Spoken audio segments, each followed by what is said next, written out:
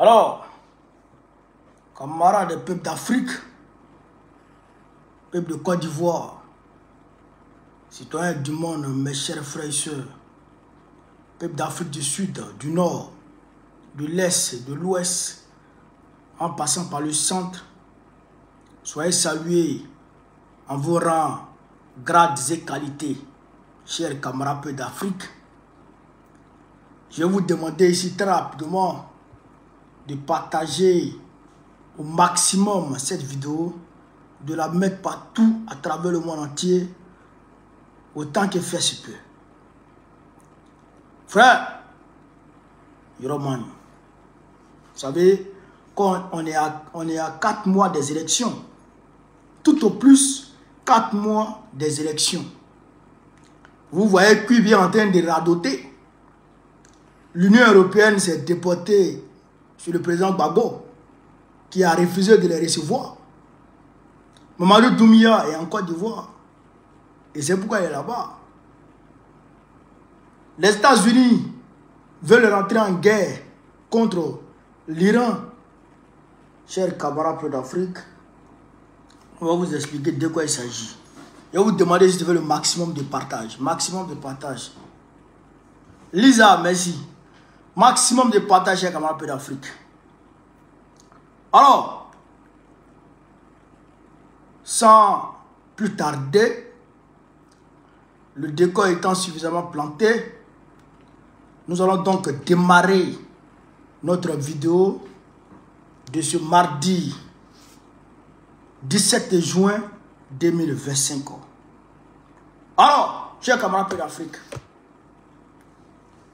l'Union européenne a envoyé une délégation aujourd'hui 17 chez le président Laurent Gbagbo pour discuter avec celui-ci. Le président Laurent Gbagbo, alors je dirais qu'il a refusé de les recevoir personnellement. Je n'affirme pas, mais j'ose croire, parce que ce qui s'est passé là, le président, je suis sûr et certain qu'il a opposé un refus de les recevoir lui-même. C'est ça là qu'il a réalisé. Parce que moi-même, quand j'ai vu l'image sur PPAC, sur Parti des peuples africains Côte d'Ivoire, notre page officielle, quand j'ai vu l'image, j'ai dit, mais ceux-là sont allés chez quoi, sur le président encore? Est-ce que le président les a reçus? Parce que celle-là, c'est une pétasse. Celle qui est là, femme qui est là, femme qui est là, femme qui est là, femme celle-là, c'est une chouin. Je l'aime pas du tout, femme qui est là, femme celle-là, celle-là. Ouais, l'ambassadeur de l'Union européenne en Côte d'Ivoire, celle-là. Celle-là. C'est une chouin. Est-ce que vous comprenez ça? Ça, c'est une chouin, ça. Ouais. Donc, moi, je l'aime pas. C'est une chouin. Une tasse-paix. Une pétasse. Gros grain. Une gomodia. Une chantra. Une toutou. Moi, je l'aime pas. Donc, quand je l'ai vue, elle est en train de rire. Elle rit sur moi. Mais, il faut fermer. Femme qui ne sait pas fermer sa bouche, souvent, ses jambes-là, elle ne peut pas fermer. Femme qui ne sait pas fermer sa bouche, souvent, elle ne peut pas fermer. C'est compliqué. Ou bien, il mange, j'ai comme l'Afrique. Il ne ment pas. Vous me faites la remarque. Donc, j'ai dit non, le président ne peut pas recevoir cela. Et je suis rentré maintenant dans le récit pour voir en réalité qui les a reçus. Déjà, c'est Danon Djedje qui les a reçus. Il dit, ah, d'accord. Le président a pris sa décision et il a assis. Même l'Union africaine qui est venue là. Même l'Union africaine, la délégation de l'Union africaine qui est venue là. Le président ne voulait pas les recevoir.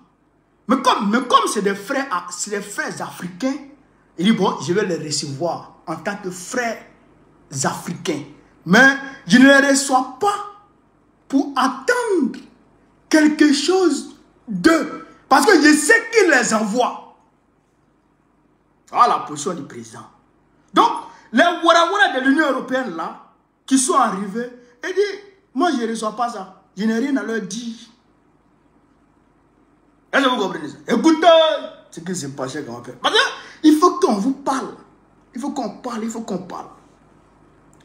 Une délégation de l'Union européenne, c'est le président Laurent Gbagbo. Sur ordre du président Laurent Gbagbo, le professeur Sébastien Talon Djedje a reçu une délégation de l'Union européenne au cabinet du président Sis à la Riviera à Togban ce mardi 17 juin. La délégation était conduite par M. Mathieu Briand, directeur Afrique adjoint. Directeur Afrique adjoint de l'Union européenne. Directeur Afrique adjoint de l'Union européenne. Est-ce que vous comprenez? Celui qui est chargé de l'Afrique, son adjoint, c'est lui qui est allé sur le président Gbagbo. Gbagbo dit, il ne te reçoit pas. Il faut parler à Danon. Cette rencontre s'inscrit dans le cadre des préparatifs de l'élection présidentielle d'octobre prochain en Côte d'Ivoire. Vous avez compris? C'est par rapport aux élections qui sont pas là-bas. Elle fait également suite au meeting du président Laurent Gbagbo à Port-Boué, où il affiche sa détermination à se battre pour son honneur et pour la Côte d'Ivoire. À se battre pour son honneur et pour la Côte d'Ivoire. Parce que quand tu vois un maudit comme Cubier, quand tu regardes Cubier, tu le regardes et puis tu imagines un peu sa tête, comment sa tête est. Il ressemble à Grillon. Cubier, il ressemble à Grillon. Tu regardes Cubier qui ressemble à Grillon. Un ancien rebelle, pantalon sauté. Tu regardes comme ça. Et puis c'est lui qui radie Gbagbo de la liste. C'est-à-dire qu'il efface son nom de la liste électorale de Côte d'Ivoire. Mais quand tu regardes ça, tu regardes ça, est-ce que ça ne te fait pas mal? Est-ce que ça ne te fait pas mal? Hein? Est-ce que ça ne te fait pas mal? Et on ment sur toi.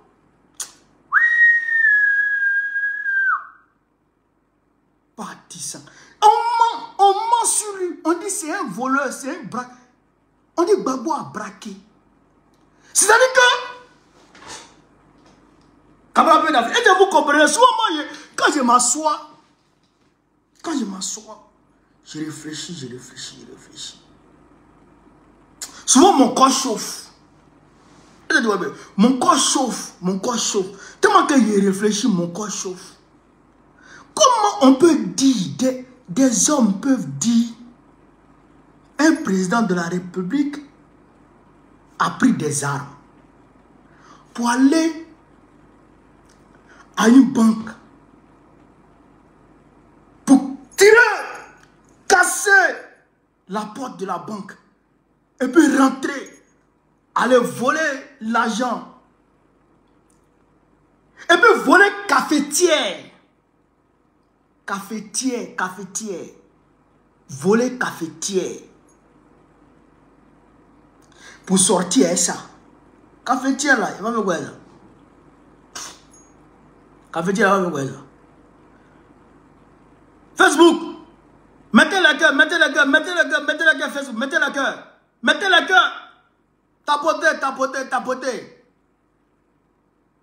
Tapotez. Mettez le cœur. Mettez beaucoup de cœur. Est-ce que vous comprenez ça? Gbagbo allait voler cafetière. Et puis la BCAO elle-même dit qu'elle n'a pas été volée. C'est-à-dire qu'on juge, on va juger. On dit la BCAO, tu as été volé. La BCAO dit non, moi là, je n'ai pas été volé. On dit tu as été volé. La BCAO dit je n'ai pas été volé, laissez-moi en paix.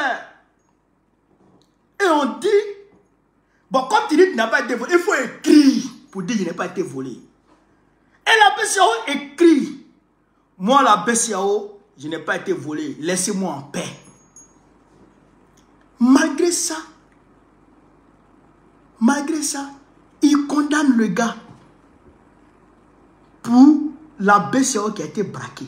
La BCAO dit qu'elle n'a pas été braquée, mais ils disent que la BCAO a été braquée française. Mais quand vous écoutez ça là, est-ce que vous n'avez pas l'impression que c'est un film ou bien c'est un cauchemar? Est-ce que vous pensez que vous m'écoutez là, est-ce que vous ne voyez pas que c'est un cauchemar? Est-ce que ça peut être réalité? Ça ne peut pas être réalité. Ça ne peut pas être réalité. Oh, c'est une réalité. Vous ne rêvez pas. C'est une réalité là qui est là comme ça. La BCAO dit je n'ai pas été volé. Draman dit tu as été volé. La BCAO dit je n'ai pas été volé. Draman dit tu as été volé. Ils ont fait palabre. BCAO, Draman, ils ont fait palabre. Coup de poing est sorti dedans. Entre les deux. On dit bon, il faut mettre sur papier que tu n'as pas été volé. La BCAO est partie écrit. BCAO est partie écrit. Où est mon bic? BCAO est partie écrit. Moi, la BCAO, j'atteste que je n'ai pas été volé. Draman a pris papier et puis il a lu comme ça. Et puis il dit, tiens, tu as été volé. Pian. Est-ce que vous comprenez ça? Est-ce que vous comprenez ça? Ça là, si ce n'est pas un délinquant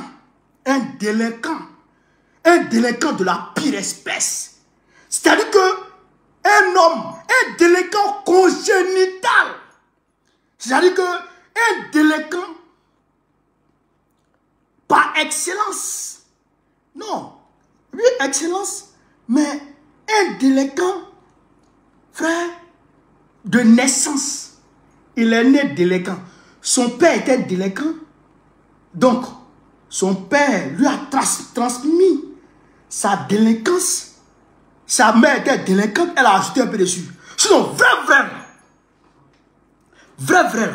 un être humain ne peut pas faire ça. Un être humain ne peut pas faire ça.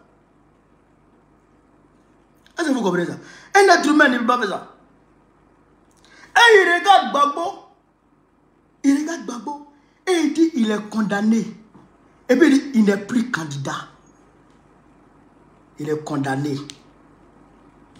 Et puis dans la décision de condamnation là, ils n'écrivent pas qu'il est, comment on appelle ça, il est privé de ses droits civiques et politiques. Hein? Non. C'est après, plus tard. On dit, ah, vraiment, il est privé de ses droits civiques et politiques. Oh, la décision. Tellement que le crime n'est jamais pas fait.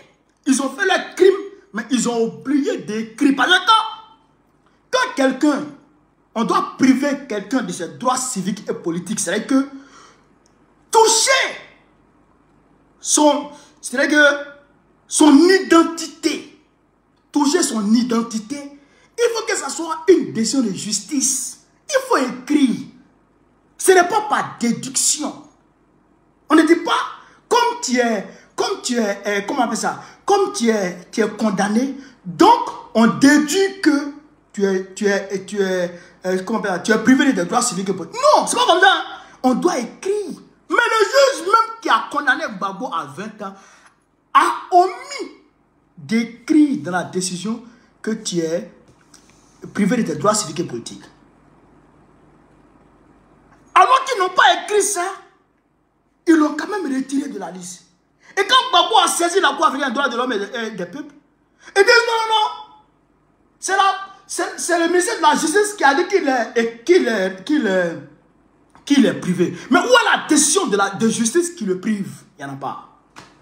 C'est ça qu'on appelle du brigandage politique, de l'insolence politique, de l'impolitesse politique, de la voyousie politique.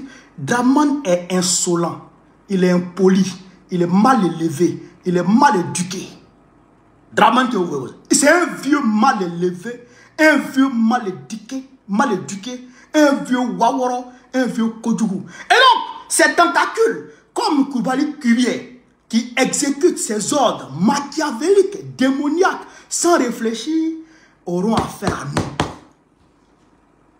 Tout à l'heure, je l'ai vu en train de radoter sur la RTI, en train de raconter des conneries. Mais nous, on ne regarde pas RTI. Nous, on ne regarde pas RTI. Nous, RTI là, nous, on s'en fout de RTI. Nous, c'est que nous regarde là.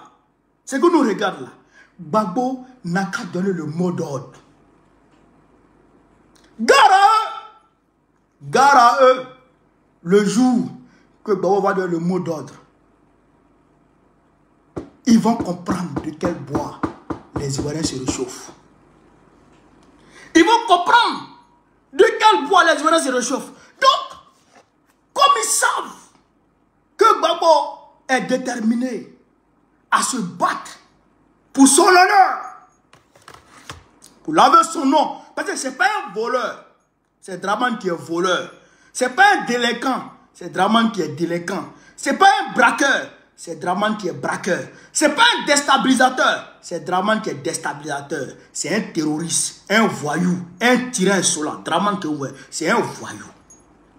Est-ce que vous comprenez ça? Gbagbo n'est pas comme ça. Gbagbo, lui, c'est un homme honnête. Toute sa vie politique, il a été honnête. Il n'a jamais été mêlé à quelque activité criminelle que ce soit. Jamais. Dramane, c'est un rebelle. C'est un rebelle.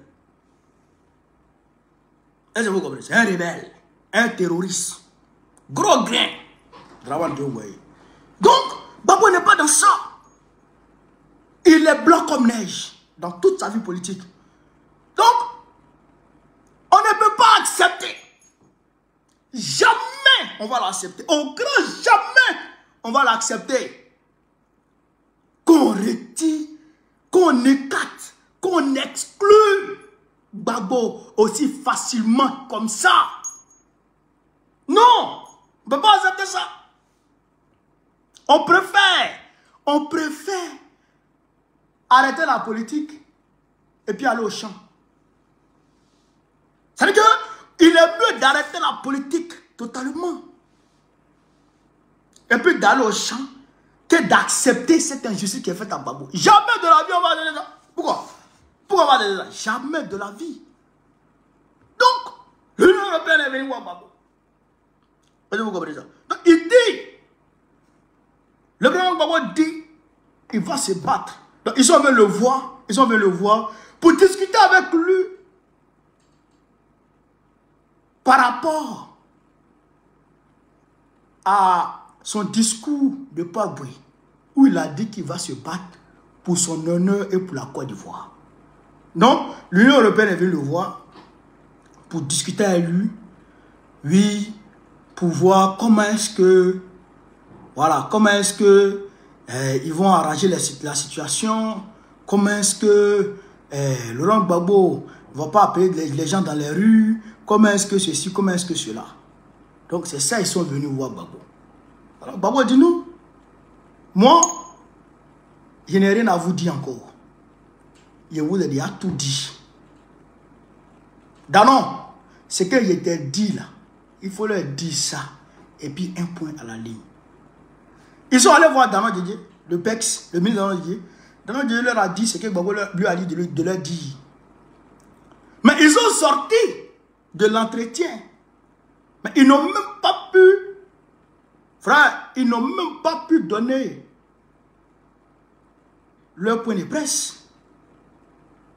Ils n'ont même pas, c'est que ils n'ont rien dit à la presse. On leur a posé une question, mais qu'est-ce qui s'est passé là-bas? Ils n'ont rien pu dire. Parce qu'il n'y a rien à dire. Ils n'ont rien pu dire parce qu'il n'y a rien à dire. Gbagbo leur a dit, moi j'ai dit ce qu'il y avait à dire. Comment vous pouvez mentir comme ça sur quelqu'un et sur la base de ces mensonges-là, vous donnez le droit de l'exclure. Et vous venez lui demander pardon d'accepter ces mensonges et cette exclusion. Regardez-moi les gens comme ça. Regardez-moi les gens comme ça. Vous frappez quelqu'un, soi-disant parce qu'il a volé. Et vous savez que l'argent que vous dites qu'il a volé là, c'est pas lui qui a volé ça, c'est vous-même qui avez volé là. Et vous le frappez à cause de ça. Et vous le dites, faut pas pleurer. Faut pas que les voisins sachent qu'il a été frappé. Mais comment? Tu me frappes. Et je vais pleurer, tu dis je pleure pas. Tu dis que j'ai volé. Je n'ai pas volé, ça me fait mal. Tu m'accuses à tort, ça me fait mal. Et tu me frappes. Ça me fait mal encore. J'ai pleuré. Et tu dis pourquoi j'ai pleuré? Ta main con. Ton pas bien me dessus. Est-ce que vous comprenez ça? Je ne peux pas accepter ça. Donc, Gbagbo, il est déterminé. Et je vous le dis, camarades peu d'Afrique, je vous le dis. Je vous le dis ici. Mobilisez-vous. Mobilisez-vous. Parce que ça ne va pas rater. Ça ne va pas rater. Bientôt, vous m'avez en Côte d'Ivoire. Combat ça là. Emmenez. Mamadi Doumbia. Mamadi Doumbia. Ça taille André. Gros camion de Faso Merbo. Qui verse. Qui verse goudron derrière les yeux ici là. Ça forme André. C'est que. Il a porté veste, on dirait. C'est que André, on l'a obligé à porter veste là. Hein? Et ta tête, André. André, les têtes de gros camions de façon merbo là. Comment? Ah. Donc, depuis 2021, tu as fait ton coup d'état où tu as tué plus de 100 Guinéens. Plus de 100 personnes. Coup d'état de Mamadou Doumbia. Plus de 100 militaires. Burkina, pardon, excuse-moi. Ça fout là. Burkina, où est bois là même? Ça fout là, ça fout là. Plus de 100 militaires guinéens. Ses propres camarades. Il les a tués après le coup d'état. Près de 100 personnes. Pour un coup d'état. Est-ce que vous comprenez ça? Est-ce que vous comprenez ça? Donc, depuis 2021,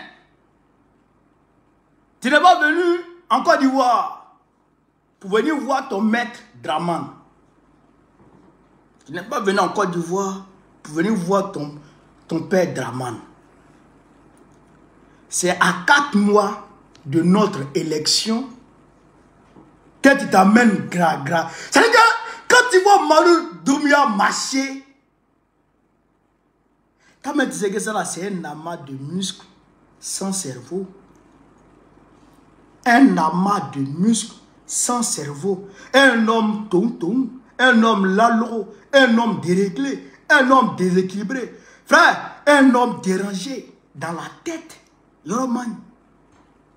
C'est-à-dire que quand tu regardes Mamadou Doumbia, son aspect physique, tu le l'as dit, tu le sais ça, tu le regardes très bien. Tu sais que l'homme là, dans sa tête là, il y a un boulon qui n'est pas propre dedans. Il va comme ça. Il va comme ça.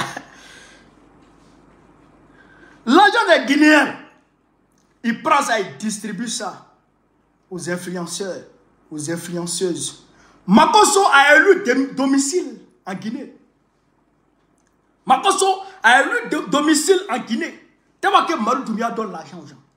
Il prend l'argent de Simandou là, pour donner aux gens. Ta tête en vrai truc là. Simandou là, c'est pas encore fini. Tu es en train de finir son argent. Il dilapide le jeton. Il dilapide le jeton. Mais tu as te levé. Et ta taille en train, poteau électrique qui est tombé à Karpala ici là. Tu te laves. Et ta taille, poteau électrique. Et puis tu viens, c'est dans notre affaire d'élection, tu veux mettre ta bouche dedans. Et puis affaire d'AES, tu veux mettre ta bouche dedans. Romagne. Romagne. À 4 mois de notre élection, c'est là que toi tu vois la route d'Abidjan. Et tu viens par... Comment? Il est venu aujourd'hui, ça va jusqu'à demain. 24 heures ou 48 heures de visite. Ah bon? Non, c'est comme ça, ouais. Non, c'est comme ça. Tu es allé chez quoi en Côte d'Ivoire? Tu es allé chez quoi en Côte d'Ivoire? Tu es allé chez quoi là-bas? Vu quand Draman l'appelle président, monsieur le président. Hein? Ah bon? Donc tu es un président maintenant. Quand il y a Kili Fafro, tu es un président maintenant. Hein? Draman t'appelle président maintenant.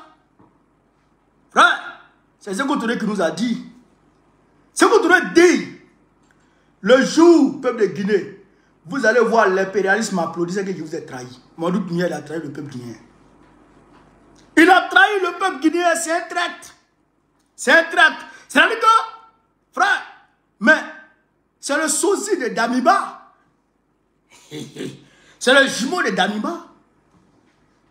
Quand Damiba était au pouvoir ici, là, mais il s'est caché la nuit pour rentrer à Ouagadougou ici. Vous pouvez gérer les femmes. Vous pouvez gérer les petits co. Moi, je ne sais pas comme ça. Il s'est caché. Pour aller chez le go ici à Ouagadougou. Comme Damiba a été chassé, donc maintenant il a encore d'Ivoire, il sait qu'il va lui donner les femmes. Dama va donner un petit go quelque part là-bas, il va aller se mettre bien là-bas. Quand il y a Cli. Frère, le Waworo, il a Abidjan pour 3 choses principales. 3 accords principaux autant pour moi. Premier accord. Ils vont s'arranger entre lui et Draman pour renouer contact, pour réchauffer leur amitié. Non, qu'à réchauffer, pour créer une amitié france-africaine entre les deux. Lui et puis Draman. Ils sont devenus amis. Donc, si Draman est chassé en Côte d'Ivoire, il peut trouver refuge chez Mamadou Doumbouya. Ça, c'est le premier accord. Deuxième, ils vont s'arranger, ils vont trouver un accord pour se donner les mains contre l'AES. Les militaires français qui sont là-bas, là, en Guinée, là, ils vont travailler avec les militaires français d'ici. Ils vont lever les contraintes au niveau des frontières pour permettre, on va dire, la fluidité des mouvements de ces militaires-là à ce niveau-là. Ça, c'est contre le Mali. Ça, c'est contre le Mali. Vous avez compris ça? Ça, c'est contre le Mali. Et l'AES. Donc, ils vont travailler ensemble pour tenter de déstabiliser l'AES. Mamadou Doumbouya et Pierre Alassane Ouattara vont travailler ensemble pour tenter de déstabiliser l'AES. Vous comprenez ça? Deuxième accord. Troisième accord. Et c'est le plus important des accords. Mamadou Doumbouya et Pierre Alassane Ouattara, comme Mamadou Doumbouya avait mouru au pouvoir, quand tu le regardes là, quand tu vois Dramane il danse là, hey, c'est pas quelqu'un qui veut partir du pouvoir maintenant. Quand il regarde Doumbouya, de toute façon il danse. De toute façon il danse. Adrien la logo là. Quand tu le regardes là, tu sais que là, c'est pas quelqu'un qui veut partir du pouvoir maintenant. Et comme Dramane aussi ne va pas partir du pouvoir, ils vont travailler ensemble dans une synergie d'action pour permettre à Dramane de demeurer au pouvoir en Côte d'Ivoire. Comment? Ils vont travailler ensemble pour permettre à Dramane Ouattara de rester au pouvoir et en même temps, de l'autre côté, Dramane Ouattara va user de ses relations diplomatiques pour que Mamadou Doumbouya puisse demeurer au pouvoir. Gagnant-gagnant. Maintenant, qu'est-ce que Mamadou Doumbouya va apporter à Dramane pour que Dramane puisse demeurer au pouvoir? Primo, les miliciens. Les miliciens. Mali Doumbia va apporter des miliciens à Draman. Va donner des miliciens à Draman. Ce qu'on appelle les microbes là. Il y en a qui vont quitter en Guinée de Mali Doumbia pour venir en Côte d'Ivoire. Pour venir aider Draman. Deuxièmement, il va fournir des équipements, bien entendu, à ces miliciens-là. Vous comprenez? Il va permettre à ces miliciens-là de rester, d'aider Draman Ouattara à rester au pouvoir. Mali Doumbia, que voilà. C'est ce qu'il veut faire. Ça va être deux noms. Troisièmement, même si on arrive, le pays de Côte d'Ivoire, et à coup sûr, on va y arriver à renverser Draman, c'est par la Guinée-Conakry qu'une rébellion sera organisée contre la Côte d'Ivoire. Je ne vais pas dire, hein. Écoutez très bien. Même si le pays de Côte d'Ivoire arrive, et à coup sûr, il arrivera à faire tomber Draman, c'est la Guinée-Conakry de Mali Doumbia qui sera utilisée comme base arrière pour déstabiliser la Côte d'Ivoire, pour faire une autre rébellion contre la Côte d'Ivoire.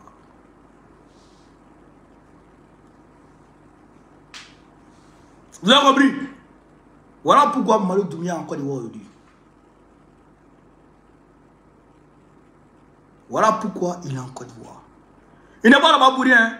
Il est là-bas, là. Voilà les raisons qui l'amènent là-bas. Créer une amitié entre les deux. Permettre à Draman Ouattara de rester en Côte d'Ivoire, de rester au pouvoir en lui envoyant des miliciens de la Guinée. Si Draman tombe, qu'il puisse trouver refuge en Guinée-Conakry. Oui, qu'il puisse trouver refuge en Guinée-Conakry. Parce que probablement les Français ne vont pas accepter. Donc dès qu'il tombe, dès qu'on arrive à le faire tomber, ils ramassent Blaise Compaoré et puis ces gars, ils vont en Guinée-Conakry. Et quand ils arrivent en Guinée-Conakry, ils vont tenter de déstabiliser la Côte d'Ivoire à travers les terroristes qui sont aujourd'hui dans le nord de la Côte d'Ivoire, au niveau de Pogo et même au niveau de Bouna. Tous ceux-là vont avancer pour aller se positionner vers Touba, à la frontière Côte d'Ivoire, Guinée-Conakry. Ils vont aller se positionner là-bas. Et ils vont attaquer la Côte d'Ivoire de ce côté-là. Ils vont attaquer la Côte d'Ivoire du côté de la Guinée-Conakry. La Guinée-Conakry sera leur base arrière. Parce que je vous ai dit que quand nous allons prendre le pouvoir, la première des choses que nous allons faire, c'est de donner la main à l'AES pour neutraliser tous les Wawaros qui sont dans le nord de la Côte d'Ivoire. Les terrors qui sont dans le nord de la Côte d'Ivoire qui embêtent l'AES là. On va donner la main à l'AES pour finir avec tout cela.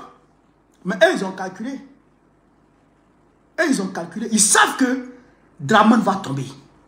Parce que quand Gbagbo se lève, Gbagbo n'a jamais perdu le combat de rue. Quand il se lève là, contre toi tu tombes. Soit tu acceptes sa volonté, je dirais ses revendications légitimes et légales. Soit tu acceptes ça, ou bien tu tombes. Donc comme ils savent que Draman va tomber, alors ils savent que les terreurs qui sont au nord là sont en danger. Il faut leur trouver un nouveau foyer, un nouveau sanctuaire, de nouveaux sanctuaires pour qu'ils aillent se caser là-bas. Et leur nouveau sanctuaire, leur nouvelle base arrière, c'est la Guinée-Conakry de Mali Doumbia. Voilà la réalité. Voilà la réalité. Mali Doumbia, et tu sais que tu as honte de toi. Où on est là, c'est que tu te regardes et puis il a honte de toi. Il a honte de toi. Tu trahis le panafricanisme comme Oufo Boigny a trahi Sékou Touré hier.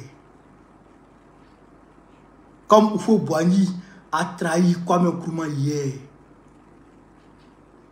Tu te dis panafricaniste, mais tu es un valet de second rang. Un valet de seconde zone. Tu es un Waworo, un Kodjougou. C'est moi qui te dis ça. Mais, nous sommes en révolution. on est en révolution. Et la révolution, ce n'est pas du jeu. La révolution, c'est pour terrasser l'impérialisme. Parce que l'impérialisme, il se combat et il se combat jusqu'à ce qu'il meure. Parce que si tu ne tues pas l'impérialisme, il va te tuer. L'impérialisme, contre l'impérialisme, quand on engage un combat, c'est un combat jusqu'à la mort. Et nous, on a décidé à en découdre avec l'impérialisme. On va le terrasser. Tous les amis de l'impérialisme seront terrassés. Allez, Doumia. Il te donne qu'à 2026. Il te donne qu'à 2026. Hier, au Sénégal, les nervis sont sortis de partout. Même Draman a mis des nervis dans l'avion pour les envoyer chez Macky Sall pour combattre le peuple sénégalais en lutte pour sa souveraineté, en lutte pour son indépendance. Mais les nervis qui sont partis, d'autres ont fui, d'autres sont restés, d'autres sont partis 6 pieds sous terre. Et le peuple a triomphé. Et le peuple de Côte d'Ivoire va triompher. C'est moi qui te parle. Vous n'allez pas gagner cette guerre. Vous n'allez pas gagner ce combat. Vous allez perdre ce combat. Tu allais t'allier à l'impérialisme. Tu es devenu ami de l'impérialisme. Nous allons te gagner. Nous allons vous vaincre dans cette guerre. C'est ça qui est la réalité. Camarades d'Afrique, je vous ai dit qu'on allait parler un peu de l'Iran. Parce que je n'aime pas trop parler de ça pour ne pas être déconnecté de la situation. Pour ne pas déconnecter les camarades patriotes de la situation ivoirienne, de la situation nationale. Est-ce que vous comprenez ça? Pour ne pas distraire les patriotes. Est-ce que vous comprenez? C'est pourquoi je n'aime pas trop parler de ça. Sinon, aujourd'hui, je vous parle. Trump s'apprête à rentrer en guerre contre l'Iran. Trump s'apprête à rentrer en guerre contre l'Iran. Parce que il a compris que Israël seul ne peut pas gagner la guerre contre l'Iran. Il faut engager les États-Unis et leurs alliés dans la guerre. C'est pourquoi il a quitté le sommet du G7 qui se tient aujourd'hui au Canada. Aujourd'hui, le sommet devrait recevoir Zelensky, mais Trump est parti sans même attendre Zelensky. Macron a dit que Trump allait parler du cessez-le-feu. Trump dit ment, que Macron ment, que lui n'a pas dit ça à quelqu'un. Lui, il s'en va aux États-Unis pour d'autres choses plus importantes que le cessez-le-feu. Parce que l'Iran ne doit pas gagner la guerre. Parce qu'il a compris que l'Iran a percé le dôme de fer israélien. Et donc, l'Iran contrôle le ciel israélien comme il frappe comme il veut. Israël aussi frappe, hein? Donc ils se frappent mutuellement. Mais Trump sait que l'Iran, là, c'est 90 millions d'habitants. Et le territoire est vaste. Israël, c'est 10 millions d'habitants. Et c'est un petit territoire. Donc, si c'est bombardement dans bombardement, forcément, le territoire israélien va finir. Ils vont tout bombarder. Donc, il faut engager les États-Unis pour soumettre rapidement l'Iran. Vous comprenez ça? Mais, il faut que les Américains le sachent. Quand les Allemands démarraient la Deuxième Guerre mondiale, ils se disaient en supériorité parfaite sur tous les plans à travers le monde entier.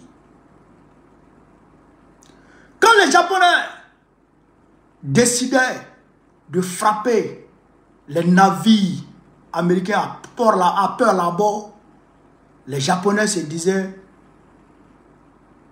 qu'ils allaient anéantir la puissance américaine parce qu'ils se disaient qu'ils avaient les équipements nécessaires pour arriver à leur fin. Mais désagréable fut la surprise des Japonais et des Allemands. Quand l'Allemagne a lancé en 1941 l'opération Barbarossa sur l'Union soviétique, les Allemands pensaient que dans quelques jours, dans quelques mois, ils allaient soumettre Joseph Staline et toute la grande Russie et tout l'URSS avec. Mais grande fut leur surprise quand Staline a donné le commandement des troupes au général Georgi Zhukov pour lancer la contre-offensive au niveau de Stalingrad, de Kursk et j'en passe. Les Allemands se sont cherchés et la Russie s'est arrêtée jusqu'à Berlin. Les mêmes Américains, ils sont partis en Somalie. Il y a un homme qu'on appelait Aidid, qui a organisé une guérilla en pleine ville de Mogadiscio. Il a frappé les Américains, traîné les corps des Américains dans les rues, soulevé la population américaine contre comment on appelle ça, les dirigeants américains. Frère, les Américains ont fui au Vietnam. Je ne vais pas vous expliquer ce qui s'est passé là-bas. Les Américains ont été frappés, copieusement cognés du Vietnam. S'ils s'engagent dans un combat, dans une guerre contre l'Iran, ils ne vont pas gagner la guerre. Parce que l'Iran va appeler tous les musulmans du monde. Même les djihadistes qui sont dans l'AES là, ils vont repartir. Ils vont monter là-bas.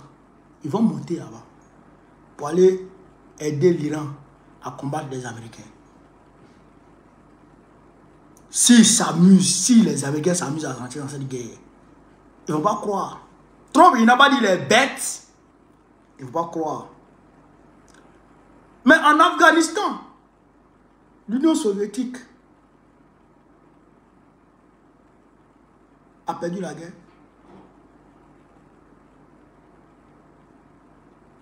L'Union soviétique a perdu la guerre en Afghanistan. C'est pas quoi? L'Union soviétique a perdu la guerre. Pourquoi? Parce que les Ben Laden là, ils se sont réunis pour faire la guerre à l'Union soviétique. Le général Massoud, c'est ça non? Et puis ces gars, ils ont fait la guerre et ils ont vaincu l'Union soviétique avec autant de Brezhnev. Vous comprenez ça? Hey, c'est pas parce que tu es puissant que tu peux gagner tout le monde. Tu vas bombarder pouille. Tu as fini de bombarder, non? Rentre maintenant. Rentre maintenant. Tu ne vas pas croire. Tu ne vas pas croire. Donc, moi, ce que je demande aux gens, ils vont trouver la paix. Il faut chercher la paix.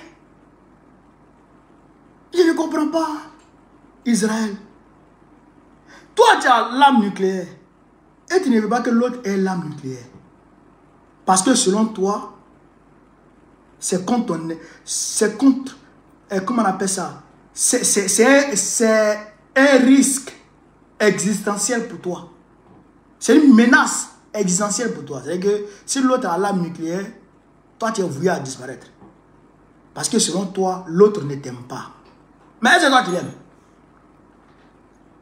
Attends, j'aime l'autre là.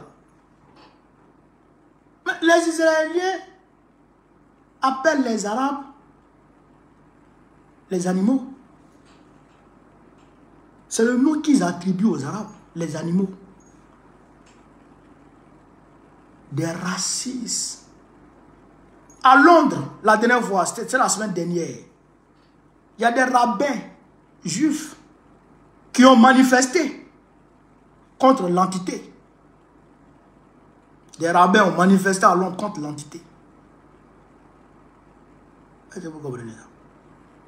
Ils ont manifesté contre l'entité. Mais s'ils s'amusent, si Trump s'amuse à rentrer dans cette guerre, ça va bouleverser le Moyen-Orient. Ça va, c'est-à-dire que le monde ne sera plus pareil. Parce que les frères musulmans sont encore là. Ils sont là. Et il y a beaucoup de groupes, les salafistes là, ils sont là. Mais quand ils vont se lever, mais ils vont renverser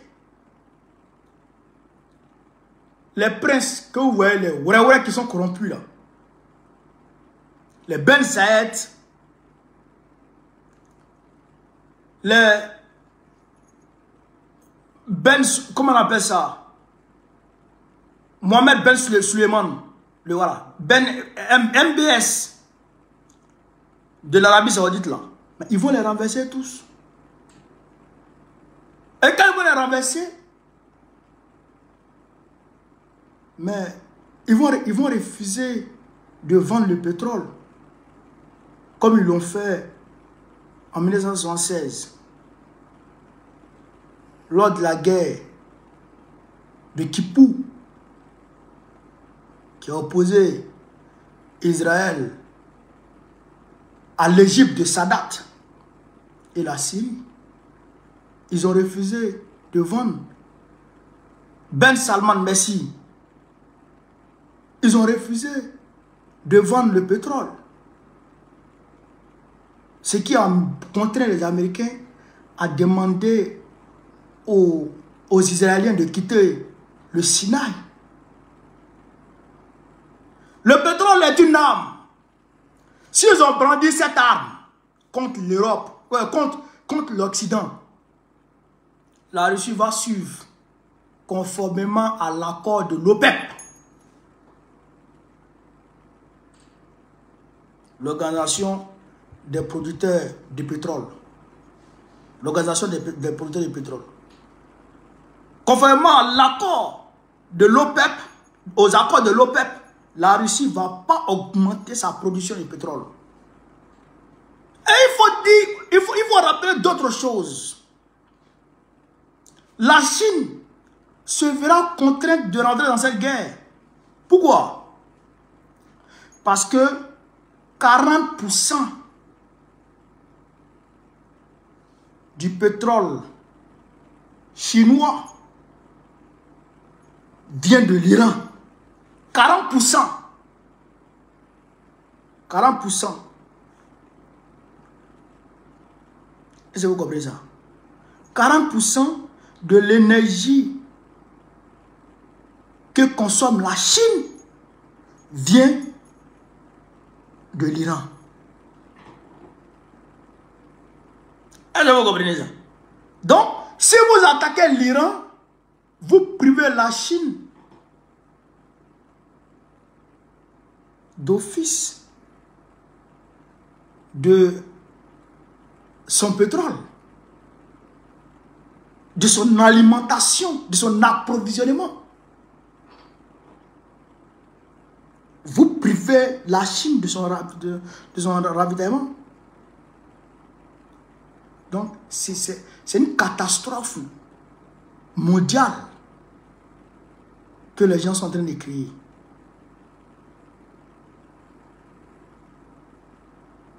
Vous comprenez ça? Donc, Trump doit réfléchir 4000 fois avant de s'engager dans cette guerre. Il doit réfléchir 4000 fois avant de s'engager. Parce que ce n'est pas comme avant. Ce n'est pas l'Irak. Depuis là, Depuis là,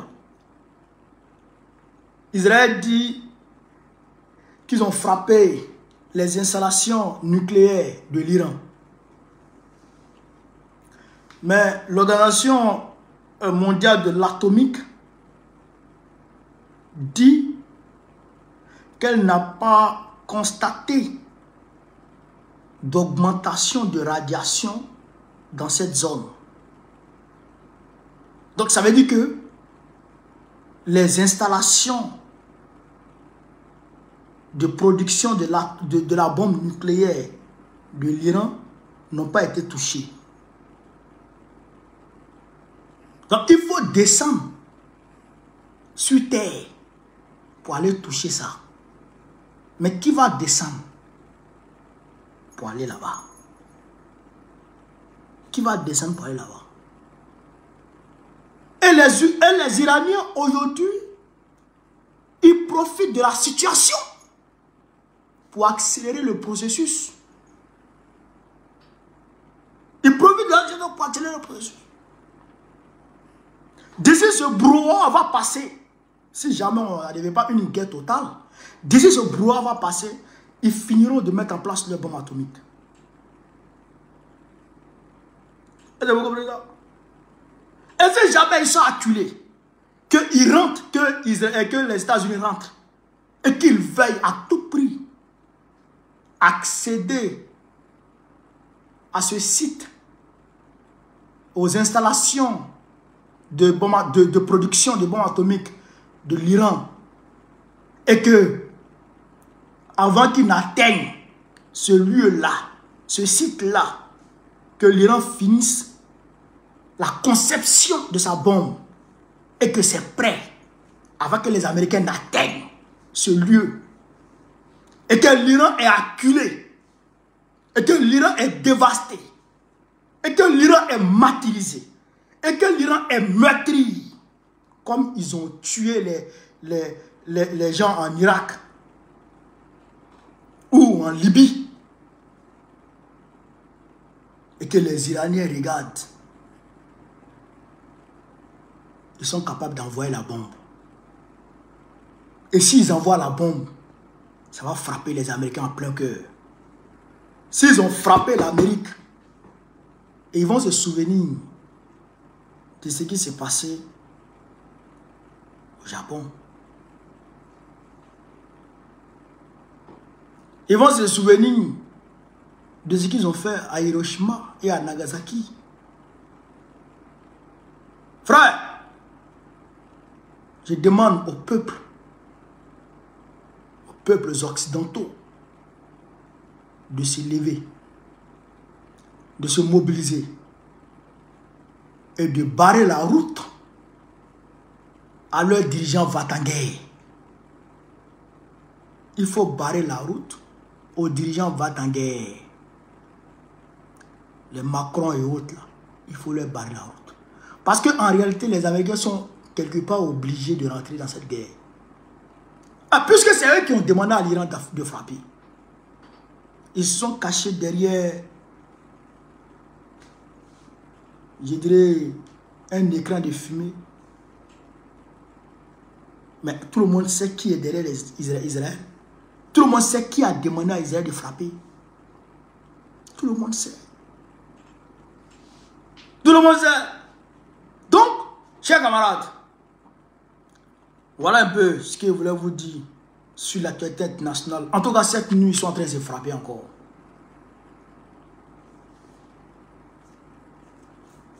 Vous comprenez ça? Cette nuit, ils sont en train de se frapper encore. Mais on pense que ça va aller. Donc,